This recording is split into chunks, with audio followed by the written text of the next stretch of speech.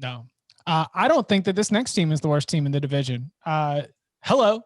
If you would like to come and buy some Pitt Panthers stock, it's at a very reasonable price, as it normally is around this time of year. But if you do, don't do it just because Kenny Pickett's back. But shout out to you, Kenny Pickett, because you're walking out of here with all of the records. You're walking out of here with all of the totals. And Kenny Pickett is really what I think that this offense is going to have to lean on. Now, I think what Pitt would like to do is be able to have a pretty solid run game. They'd like to build up their offensive line, and then they would like that to set up some of the pass where you do have Jordan Addison coming in as a sophomore, flashed at times, a little bit inconsistent as a freshman.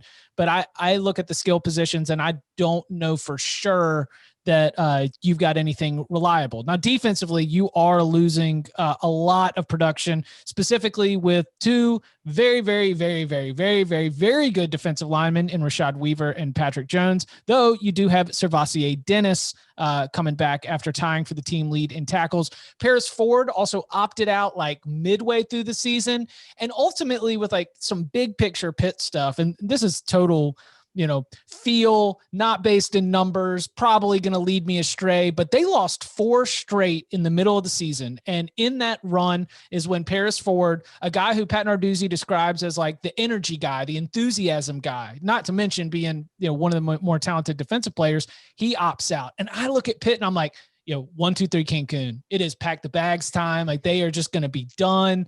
And they finished by winning 3 of their final 4 games. And so to be able to get that buy-in from some of those backups, the fact that, again, like I'm probably being misled here, but whatever you want to say, whether it's culture, whether it's mentality, like whatever they've built in there, there seems to be some real pride within that Pitt program. They finished 6-5.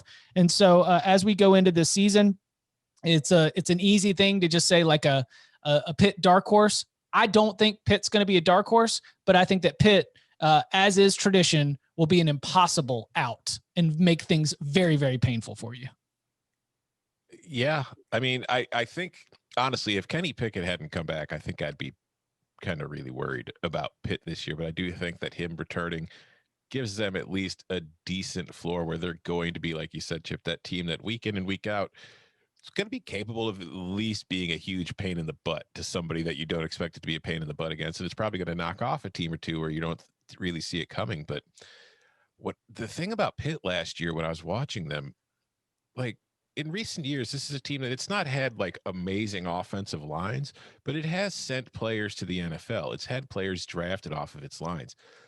That line last year was god awful, just really, really bad. I don't remember watching a game of Pitt where I felt like that offensive line was winning the battle 40% of the time, let alone half the time.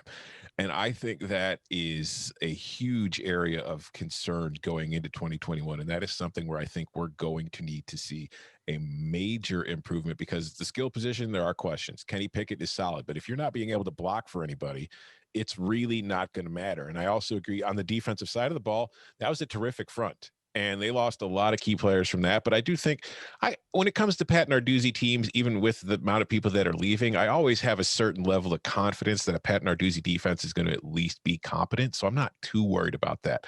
But I just look at Pitt and I say, man, that offensive line needs to get better. They're going to struggle. The good news is I feel like the schedule has a soft enough start to where maybe they can get some things figured out before they jump into conference play, because they do have a non-con against Tennessee, but it is a Tennessee team with a whole new coaching staff itself, which could still be kind of, figuring itself out. And the rest is UMass, Western Michigan, and New Hampshire, which should be 3 Pitt wins. But again, it's Pitt. Maybe they lose to New Hampshire. Who knows?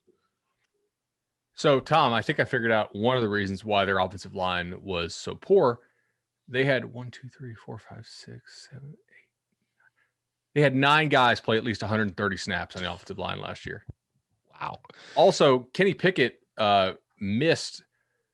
I think he missed at least the middle 2 games, the Miami and Notre Dame game. Did he miss? He got hurt in Boston College. Remember that game went to overtime. He was limping around in the ankle big time, and BC ended up winning that. I think in OT. He came back, I think, for Florida State, and they smoked them. They played really well once he came back, with the exception of the Clemson game. But at that point, Clemson was hitting its stride. I mean, once Pickett came back, 41-17 over Florida State, 47-14 over the Hokies, and 34-20 over Georgia Tech. I think Pickett is a decent player. Mm-hmm.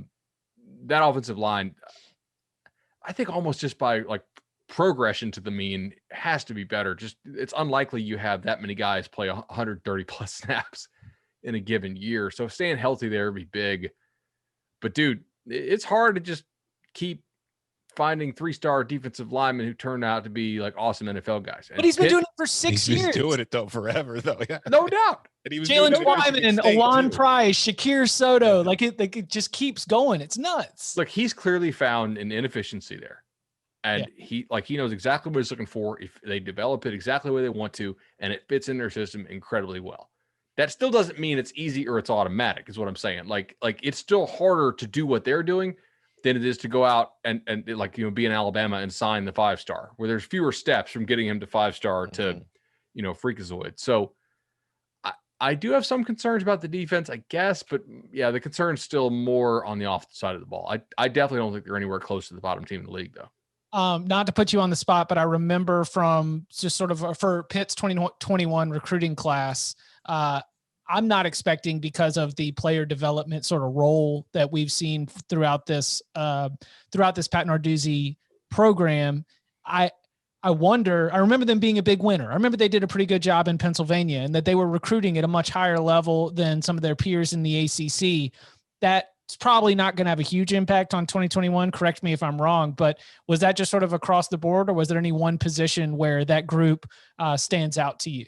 Well, their top 4 rated signees are defensive linemen. Sick. Let's go. Yeah. Yeah, that's because I was just looking at it. Like, they got Elliot Donald, a 4-star defensive tackle, Naquan Brown, a 4-star weak side defensive end, and Naki Johnson, a 4-star defensive end. So I feel like now Narduzzi's getting into the 4-star place, where maybe he's shortening up that transition period a little bit. And Dorian Ford, who was a top 500 guy. Like if you're Pitt, a top 500 dude in the nation is still somebody you're very interested in. Mm-hmm. Nice.